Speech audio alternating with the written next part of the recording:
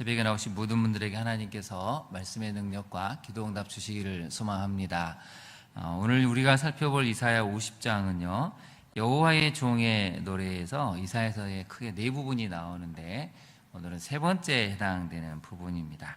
우리가 시간이 없어서 다 살펴볼 수는 없는데요, 42장으로 한번 가볼까요? 잠깐 42장 1절에서 4절을 잠깐 보시면 여호와의 종, 앞으로 예수 그리스도에 대한 이 이야기가 42장에서 시작이 되는데요, 잠깐 한번 보겠습니다.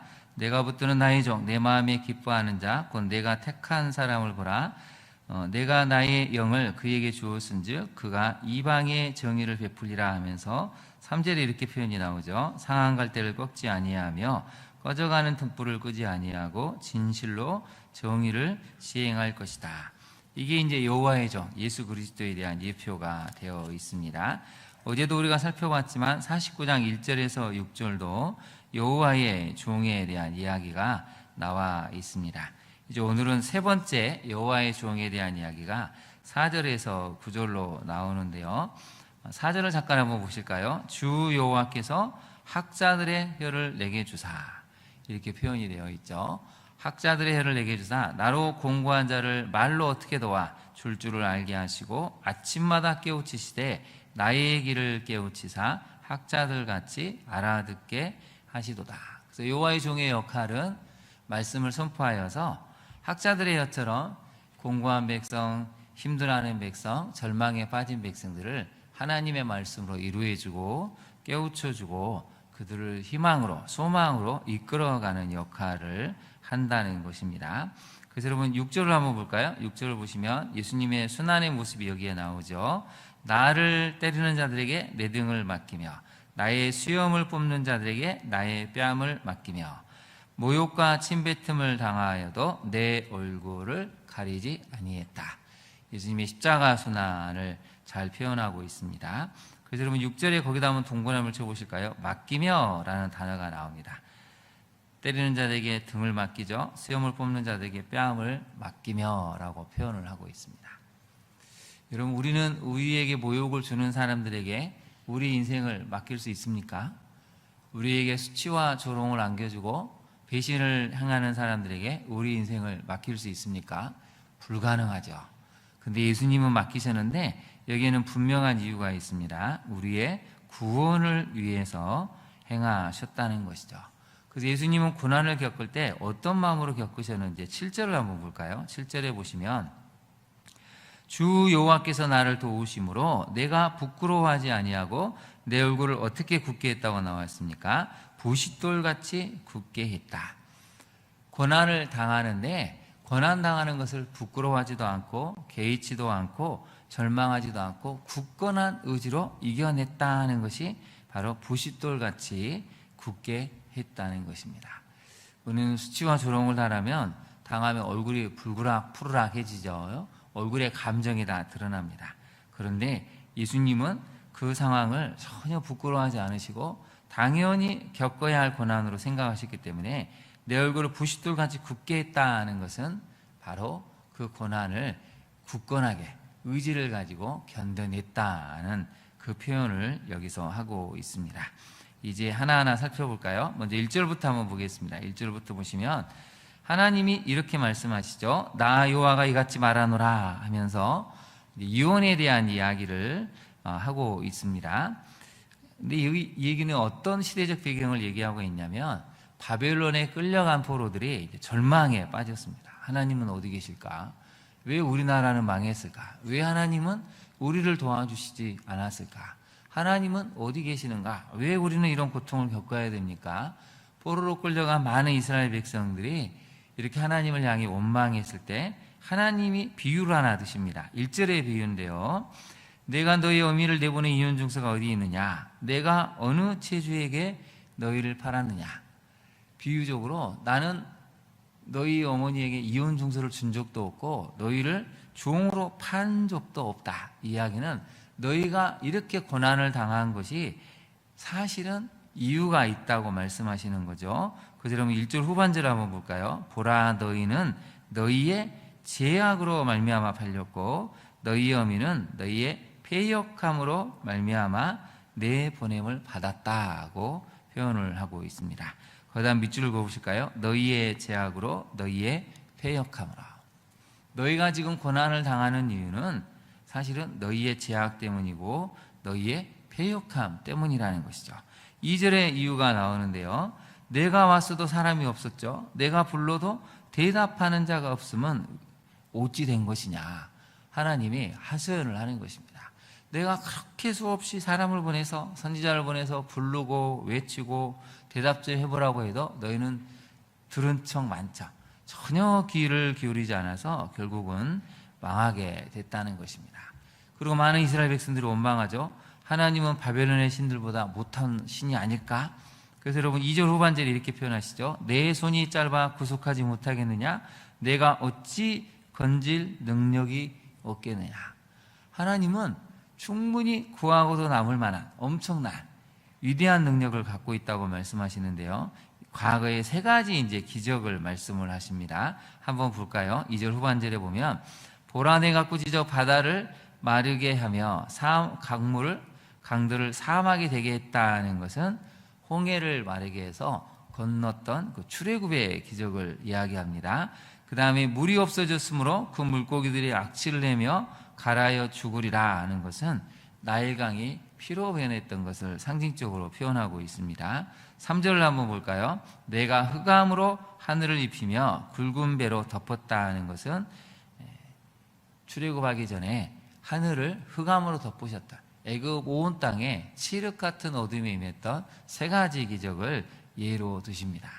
그럼 어떤 신이 바다를 가르고 나일강을 피로 물들게 하고 캄캄한 한 치 앞도 분간할 수 없는 이런 칠흑 같은 어둠을 준 신이 세상에 어디 있었느냐? 나는 너희를 능히 구원해낼 수 있는 능력의 하나님인데 너희가 듣지 않았다는 것이죠. 불러도 대답하지 않았기 때문에 너희의 죄와 너희의 패역함이 이 상황을 만들어서 고난을 겪게 됐다라고 말씀하고 계십니다. 첫 번째 메시지를 그래서 한번 살펴볼까요? 말씀으로 고난 속에 담겨진 의미를 이해하고 해석할 때 새롭게 인생을 정립할 수 있습니다. 이스라엘 백성의 입장에서는 이해가 안 되죠. 바벨론 땅에 끌려가서 포로로 끌려갔던 엄마 아빠에게 태어난 이 세대들은 이해가 되지 않습니다. 왜 우리에게 이런 고난이 있습니까?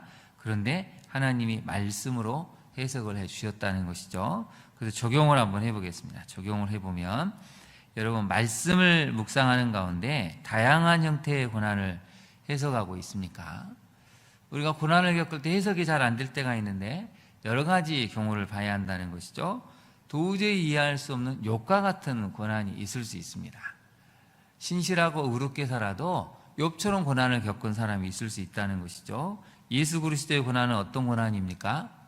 죄도 하나도 없으시고 인류를 위해서 구원하기 오신 분이 십자가에서 조롱을 당하시고 수치를 겪으셨습니다. 우리로 하여금 구원의 사건, 이 구속사를 실현시키기 위해서 예수님처럼 고난을 겪은 그런 고난이 있습니다. 세 번째는 이스라엘 백성들이죠. 오늘 본문에 등장한 이스라엘 백성들처럼 불순종해서 고난을 겪은 케이스가 있습니다. 그런데 한나처럼 아무리 노력해도 불임의 고통을 해결할 수가 없는데 그 불임의 고통 끝에 사무엘을 통해서 다시 한번 하나님의 위대한 구속사가 어떻게 이스라엘 백성에게 나타나는지 그것을 보여주시기 위해서 하나님이 한나에게 불임의 고난을 허락하셨다는 것이죠. 오늘 새벽기도에 나오신 우리 성도님들 어떤 고난을 겪고 있으십니까? 우리는 거의 다 이 네 가지 종류의 고난 중에 하나는 해당이 됩니다. 그러나 분명한 것은 하나님은 말씀을 통해서 해석해 주시고 또 하나는 살리시려고 이러한 고난 가운데 말씀을 들려주신다는 것이죠. 그럼 두 번째를 같이 한번 읽어볼까요? 시작. 비록 고난 속에 있지만 나를 살리시는 말씀을 붙들고 살아갑니까? 여러분 이게 중요하죠. 하나님은 고난 속에 내모으시는 분이 아니고 고난 속에서 말씀하시고 우리를 살려주시는 분이라는 것입니다. 그래서 두 번째 메시지를 한번 살펴볼까요? 그래서 성도는 주님의 고난을 묵상하며 그 고난에 동참하는 성숙한 신앙을 가져야 합니다. 여러분 묵상에서 어디까지 가야 되는 거죠? 동창까지 가야 됩니다.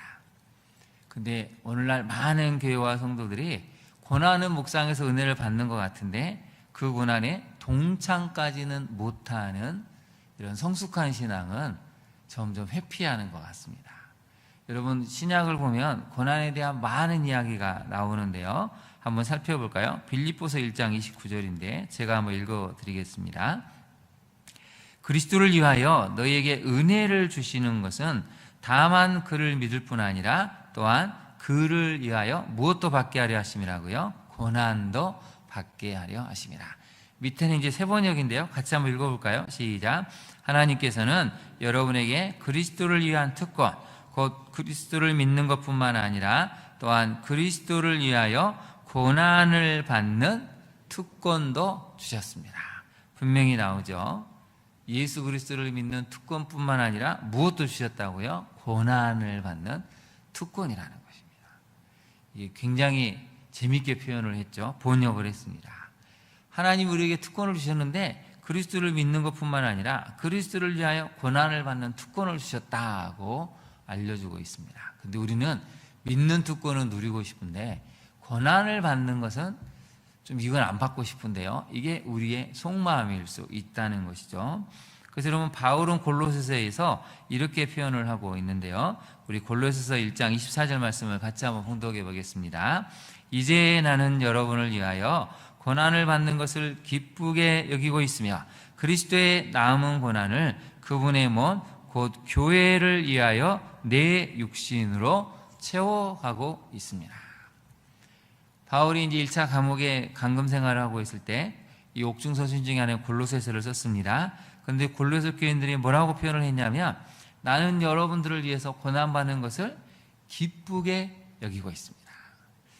근데 여러분, 이걸 잘 묵상해 봐야 됩니다. 오늘 한국교회는 정말 성도들을 위해서 섬기면서 기쁨으로 고난을 겪는 게 아니고 관계가 틀어져서 별거 아닌 거 가지고 서로 아웅다웅하면서 고난받는 것을 고난받았다고 하나님 앞에 하소연 하는데, 여러분, 그것은 우리의 잘못이지 실제로 주님의 교회를 위한 고난은 아닐 때가 많다는 것이죠.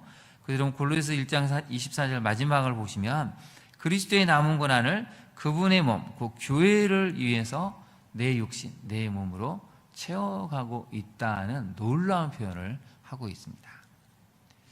우리는 정말 그리스도의 몸, 그분의 몸된 교회를 위해서 고난을 기꺼이 채워가고 있습니까? 우리는 고난을 회피하지 않고 기꺼이 내가 감당해야 될 몫인 고난이 있다면 기쁨으로, 이 바울처럼 기쁘게 여기고 그걸 기쁨으로 채워가고 있는 우리의 신앙인지를 보아야 한다는 것이죠. 그래서 여러분, 다시 한번 오늘 본문으로 가볼까요? 본문으로 가보시면 6절에 다시 한번 볼까요? 6절 말씀을 다시 한번 읽어보겠습니다. 나를 때리는 자들에게 내 등을 맡기며 나의 수염을 뽑는 자들에게 나의 뺨을 맡기며 모욕과 침뱉음을 당하여도 내 얼굴을 가리지 아니하였느니라. 이렇게 살려면 우리는 못 살죠. 어떻게 삽니까? 한 사람이 나한테 한마디 모욕만 해도 막 길길이 날뛰는 게 우리의 본성인데, 근데 여러분, 7절에 한 가지 분명히 나옵니다. 주 여호와께서 나를 도우심으로. 9절도 한번 볼까요? 보라, 주 여호와께서 나를 도우시리니. 거기다 밑줄을 그어보실까요? 주 여호와께서 나를 도우심으로. 주 여호와께서 나를 도우시리니. 우리가 고난을 겪지만 우리 힘으로는 안 되는 걸 우리 하나님이 아십니다. 그래서 도와주신다는 거죠.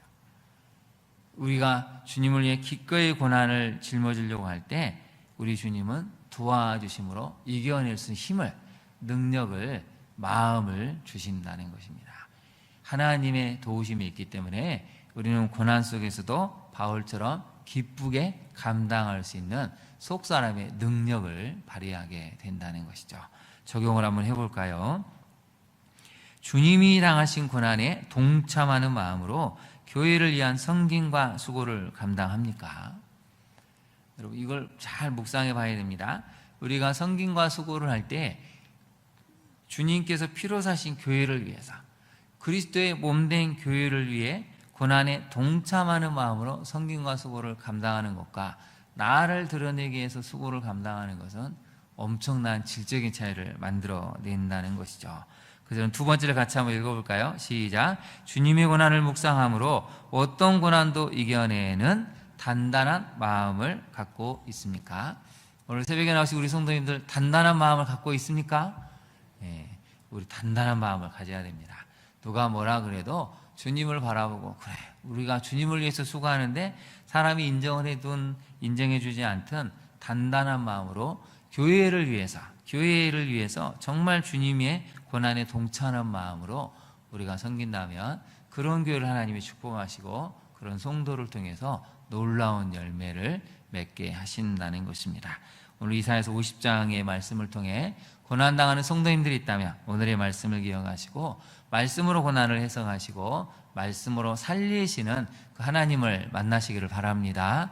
무엇보다도 주님의 고난을 묵상함으로 내가 기꺼이 짊어져야 될 십자가의 고난이 있다면 가정에 또 우리 자녀를 위해서 교회와 성도를 위해서 그 고난에 동참하는 우리 성도님들이 되어서 하나님이 도우심으로 풍성한 열매를 맺어갈 수 있는 오늘 하루와 또 이 한 주간이 되시기를 진심으로 축원합니다. 기도하겠습니다. 하나님, 오늘의 말씀을 기억합니다. 우리가 세상을 살다 보면 이해할 수 없는 고난을 겪을 때가 얼마나 많이 있는지요. 그러나 오늘의 말씀을 통해 참으로 우리의 죄악과 패역함이 고난을 불러왔다면 회개하게 하옵소서. 그러나 우리 주님처럼 구속사를 실현하기 위한 고난이 우리에게 주어졌다면 묵묵히 그 고난을 감당하기를 원합니다. 한나처럼 그 불임의 고통, 끔찍한 고난이 있었지만 그 과정의 끝에서 하나님이 또 사무엘이라는 아들을 통해 이스라엘의 역사를 회복시키는 놀라운 구원의 사건을 주시기 위한 고난도 있었음을 깨닫습니다. 각자 형편과 처지가 다르지만 어떠한 고난이 있을지라도 우리가 하나님을 바라보므로 나를 살리시는 그 말씀을 붙들고 그 고난의 끝에서 응답을 주시고 회복을 주시고 치유를 주시는 하나님을 만나는 기쁨이 있는 우리 모두가 되게 하옵소서. 특별히 하나님, 우리가 주님의 몸된 교회를 위해서 기꺼이 사도 바울의 고백처럼 그 고난을 채워가는 그 단단한 마음을 갖기를 간절히 소망합니다. 하나님, 우리에게 주어진 고난이 정말 주님의 구속사를 위한 고난임을 깨달아 교회를 위한 섬김과 수고를 기꺼이 감당케 하시고 우리의 희생과 노력을 통해 교회가 은혜로워지며 다음 세대가 든든히 세워가는 놀라운 은혜의 역사가 나타날 수 있도록 우리를 사용하여 주옵소서. 예수님 이름으로 기도합니다. 아멘. 하늘에 계신 우리 아버지의 이름을 거룩하게 하시며 아버지의 나라가 오게 하시며 아버지의 뜻이 하늘에서와 같이 땅에서도 이루어지게 하소서. 오늘 우리에게 일용할 양식을 주시고 우리가 각자에게 잘못한 사람을 용서하여 준 것 같이 우리 죄를 용서하여 주시고 우리를 시험에 빠지지 않게 하시고 악에서 구하소서. 나라와 권능과 영광이 영원히 아버지의 것입니다. 아멘. 함께 기도하겠습니다. 오늘의 말씀을 기억하고 하나님, 우리에 있는 고난을 말씀을 통해 해석할 수 있는 힘을 달라고, 또 우리가 정말 그리스도의 몸된 교회를 위해서 고난을 채워갈 수 있는 사도 바울의 단단한 마음을 갖게 해달라고 기도하기를 바랍니다. 또 여러분, 우리 자녀들을 위해서 많이 기도해야 됩니다. 어제 부산에서 또 18살 된 한 안타까운 청년이 또 뛰어내려서 참 안타까운 일이 벌어졌죠. 더 큰 문제는 길을 지나가던 행인들이 거기에 하필 또 있다가 떨어지는 이 청년을 피하지 못해서 한 명의 또 안타까운 20대의 청년이 목숨을 잃고 어머니는 또 의식을 잃은 채 지금 병원에 있습니다. 여러분, 이 나라가 정말 아픕니다. 어떻게 해야 될까요? 점점 더 이런 선택을 하는 사람이 늘어나는 것은 뭔가 이 나라와 이 사회 시스템이 문제가 있다는 신호를 보내는 것이죠. 여러분, 정말 기도하셔야 됩니다. 우리 다음 세대가 마음 건강, 몸 건강, 정서적인 건강이 회복되지 않으면 이런 일이 계속 반복될 수 있다는 것을 신호를 보내고 있는데 우리가 지금 못 알아차리고 있는 것 같습니다. 여러분, 우리 다음 세대를 위해서 특별히 새벽에 기도해 주시고요. 이 새벽에 몸이 아픈 우리 성도님들, 또 마음이 아픈 성도님들이 있다면 주님 치유하시고 회복해 달라고 우리가 함께 통성으로 기도하기를 원합니다. 또 열대야와 폭염 때문에 너무 많은 사람들이 힘들어하는데요. 야외에서 일하는 성도들의 건강도 지켜달라고, 속히 이 세상이 변화가 되어서 온전한 창조 질서로 회복되는 이 지구가 될 수 있게 해달라고도 기도해 주시기를 바랍니다. 우리 주님의 이름을 세 번 부른 다음에 기도하도록 하겠습니다. 주여, 주여, 주여.